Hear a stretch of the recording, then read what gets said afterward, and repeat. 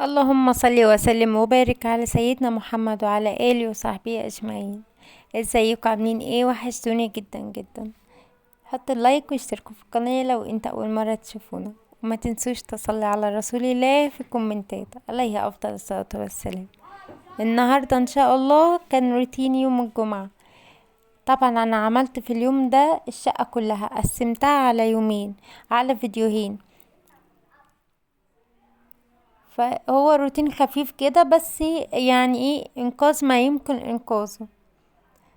هنا الدنيا بقى الريسبشن هنا كان بايظ خالص ومتطرب خالص، لان انا اول دور، فالدنيا مأزمة معايا جدا، وخصوصا التراب والشبابيك مفتوحة والولاد وكده، فالدنيا بتبقى بايظة خالص. فانتي لو مكسلة يلا تشجعي وقومي زي كده. انا استعنت بالله وقمت قلت يلا يا بنتي يا شوشو قومي شوفي اللي وراكي. الكسل ما فيش فايدة فيه، وعلى طول هنفضل كسلانين، خصوصا ان احنا داخلين في الشتاء، والشتاء يعني اكل وكسل ودفى تحت البطانية. فانا قلت بقى يلا نستعين بالله كده ونشغل القرآن على التلفزيون ونقوم نشوف ورانا ايه. انت كمان اعملي زيي وحط اللايك، وكمان شغلي الفيديو جنبك كده، مش هتخسري حاجة وانتي بتسمعيني، وكمان منها تتحفزي وتقومي تشوفي وراكي ايه، وبطلي كسل. يلا بينا. بصوا بقى، انا عشان اول بلكونة فالدنيا على طول بايظة معايا، والطريق رايح جاي عربيات وبقى ومش عايزة اقولك. وعلى طول الشبابيك عندي مفتوحة، لازم التهوية دي، وانا بحب افتح الشبابيك خصوصا الصبح بدري كده. فاول بقى ما بفتح الشبابيك، عايزة اقولك اجارك الله، تلاقي بقى الدبان، ودبان الشتا غلس جدا، يدنه كده قاعد معاكي كده، زي يحسسك انك انت ضيفة عنده، مش هو اللي ضيف عندك. مهما ترشي ومهما تعملي مفيش فايدة. فقلت خلاص سيبيه لغايه ما اخلص كله، بعدين ايه بقى ارش كده واظبطه واطلعه. كانت الدنيا ليلت شويه عشان افتح الانوار والنور ويطلع على النور.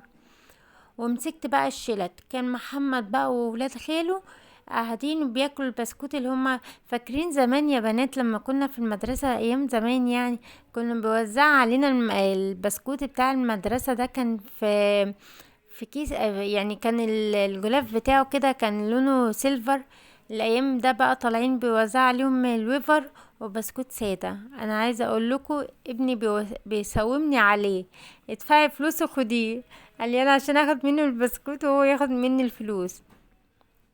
بس على مين بقى؟ انتوا عارفين الام لما بتطلع مرة واحدة بانه، والله عايزة اقول لكم ولا بيفرق معاه، ولا بيفرق معاه اكون ام ولا نفسي ناديني يقول لي ماما. صدقوا يا بنات، بقالنا 9 سنين بنعاني في المعاناة ده. يقول لي على طول يا شيماء يا شيماء يا شيماء، ما عندهوش القاب يعني. هو يعني انا بالنسبة له الام والاب وكل حاجة يعني. ربنا يهديه. يعني بيحترمني بس في الشارع لما بيلاقي ناس يقول لي يا ماما، غير كده مفيش. حتى واحنا في المواصلات يقول لي يا ماما، غير كده مفيش. حتى قاعد دلوقتي بص هيجيب لي مش عارفه هيعمل فيا ايه يا جماعه، والله رافض المذاكره. ذاكر يا ابني. كلنا بنعاني بقى من الولاد اللي ما بتسمعش الكلام. ربنا يهدي ولادنا جميعا يا رب، ونشوفهم احسن الناس ونشوفهم في مناصب عالية كده، وربنا يهديهم ويحفظهم اهم حاجة. بصوا بقى، انا هنا كانت ايد المكنسة مش كنت لاقياها، فانا جبت المقشه، قلت خلينا نعمل شويه رياضه، خصوصا ان انا عامله الدايت كده. بصوا انا الفري بتاعي بكره ان شاء الله هصوره لكم من الصبح، ويا رب بس وقت الاكل منساش واكل على طول وانسى اصور لكم. انا هنا بقى ايه، عايزه اقول لكم والله المقشه طلعت كتير عن المكنسه. اي نعم المكنسه كويسه وما فيش حاجه يعني، يقول لك عصر الكوكب اللي انت عايشه عليه، يعني التكنولوجيا.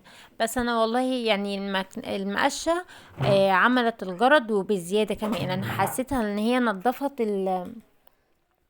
السجاده اكتر من المكنسه، ان كان في حاجات المكنسه مش بتشفطها. فقلت اعمل بقى بالمكنسه. لمعت بقى الانتريه كله وشلت الشيلة طبعا وعشان الهري بتاع البسكوت، ونفضت كله نزل على السجادة وظبطت الدنيا. طبعا الرخامة بتبقى صعبة جدا في الحركة، في مليون حركة وحركة عشان اعرف ارجعها تاني. طبعا بسيوني قايم معايا بالدور. يعني بصوا، انا عايزه اقول لكم كمان، هو مش يعني مش بتاعي، هو بتاع اختي، بس هو قاعد يعني معايا بيونسني. عارف ان انا قاعده لوحدي ما عنديش حد غير محمد. المهم ايه، عايزه اقول لكم كمان ان هو بيرفض يا بنات يطلع فوق ليها عشان ياكل او يلبي ايه نداء الطبيعه. بيفضل قاعد فتره طويله معايا عشان ما يطلعش، هو حابب القعده معايا سبحان الله.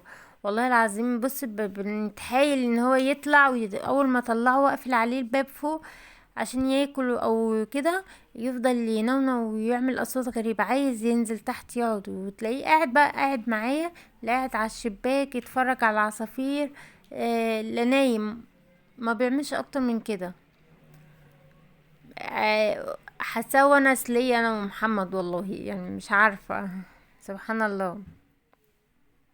المهم بس هي المشكلة اللي بتاعته، ان هو شعره بينزل شوية. لما اختي وديته للدكتور وكده، قال ان عشان هو نوعه كده وشعره بيبقى غزير فبينزل، فقالها لازم يبقى في وقت الصيف يتحلق الشعر بتاعه، واللي عند بداية الشتاء هيكون راجع تاني. فشعره كان عامل على السجادة في المقشة، الحمد لله شالتهولي، اي نعم مش شالته 100%، بس يعني شالت شوية. فطلعتهم كده وقلت بقى امسح الدنيا كده واروقها. انت عارفين ان المسيح ما تحطي بقى مع الدوني والكلور وكده وتحسي بريحة النظافة، الله يوم الجمعة بالذات كمان بتحسي براحة نفسية جدا. ما اعرفش ليه، سبحان الله اليوم ده لما بتنضفي وتبخري الشقة وتمسحي كده، ريحة النظافة تبان، سبحان الله بتحس براحة نفسية جميلة. ربنا يا رب يجعل أيامنا كلها سعادة وهنا وراحة بال و... ونبقى دوما في راحة نفسية على طول، بدل وما نحطش في دماغنا كتير، وما تحاوليش تتعبي نفسك. خلي يبقى دوما يبقى ليكي وقت، ان الواحد من كتر الضغطات اللي فيه شاف كتير وعاش كتير. فحاولي كل ما تحسي انك انت هتطلعي تدخلي في مود وحش وكده، حاولي تطلعي نفسك بنفسك، ان ما حدش بيقف مع التاني في الزمن ده. الصراحة نادر لما بتلاقي حد يقف معاكي. دي الستارة يا بنات اللي انا اشتريتها، كانت العرض ب100 جنيه. كان 3 متر، وجبت منهم 2 الحمد لله. عايزه اقولك شالوا عني كتير، حسيت ان انا مستوره. ربنا يا رب يسترنا دنيا واخره ونفضل دوما كده مستورين. بحقيقي انا كنت مكشوفه للناس جدا، خصوصا ان انا اول بلكونه، فكنت ببقى الكل واقف في البلكونات كاشفني. فالحمد لله الحمد لله الستاير ديت فضل ونعمه سترتني عن الناس، وحسيت براحه، وببقى فاتحه الشباك وانا مطمنه